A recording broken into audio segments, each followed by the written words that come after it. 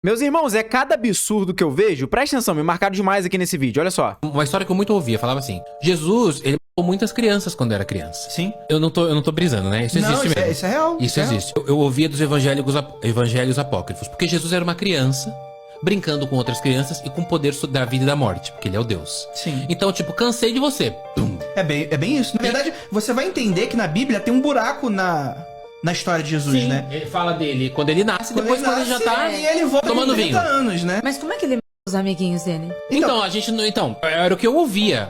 Você ouvia isso também? Sim, tem várias histórias maravilhosas sobre... Maravilhosas que eu digo assim, são horríveis, na verdade, né? Então, isso faz total sentido. Dele criança com todos os poderes. Eu falo, mas eu não conto a história. O que eu ouvia desses evangelhos apócrifos, Andreira, era que Jesus, como criança, não tinha noção.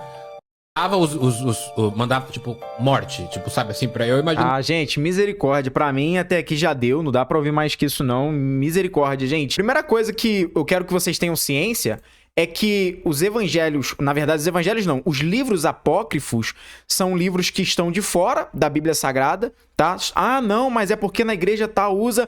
Meu irmão, não tem inspiração divina, tá? Não tem inspiração divina. Tanto é que esses livros, quando você lê lá, tem diversos textos bíblicos que entram em contradição com a Bíblia, entende?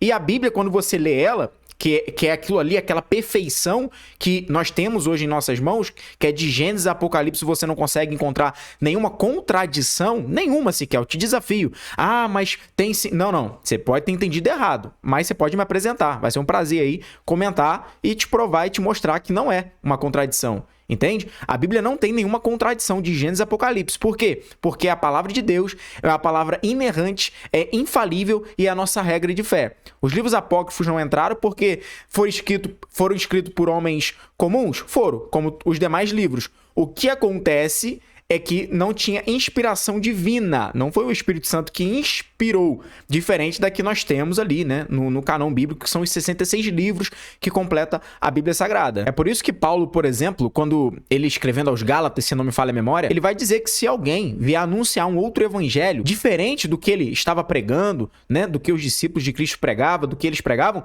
que seja anátema. O que é anátema? Que seja maldição no nosso meio. Se até um anjo viesse anunciar um outro evangelho, além daquele que estava sendo anunciado, que fosse considerado anátema, maldição. Então cuidado, irmãos, cuidado. Às vezes a gente vê aí, ó, uma pessoa, de repente um incauto na fé, né? Um fraco na fé assiste um vídeo desse aí e começa a acreditar, né? Começa a acreditar. E muito cuidado mesmo. Fica com a palavra de Deus. É por isso que eu sempre falo, entre a minha e a sua opinião, eu fico com a palavra de Deus. Não fico com a minha e nem com a sua. Eu fico com a palavra. Bom, meus irmãos, e pra quem chegou até o final, deixa eu falar um negocinho pra vocês. Eu sei que tem muita gente aí do outro lado que não tem a noção, não sabe por onde começar lendo a Bíblia. E foi pensando nisso que eu preparei um cronograma incrível, o cronograma por onde começar lendo a Bíblia, aonde eu listei os 66 livros da Bíblia em ordem que eu leria se fosse novo leitor, e ao lado ainda coloquei o resumão mesmo, de cada livro, carta, epístola, evangelho, deixando a sua leitura muito mais dinâmica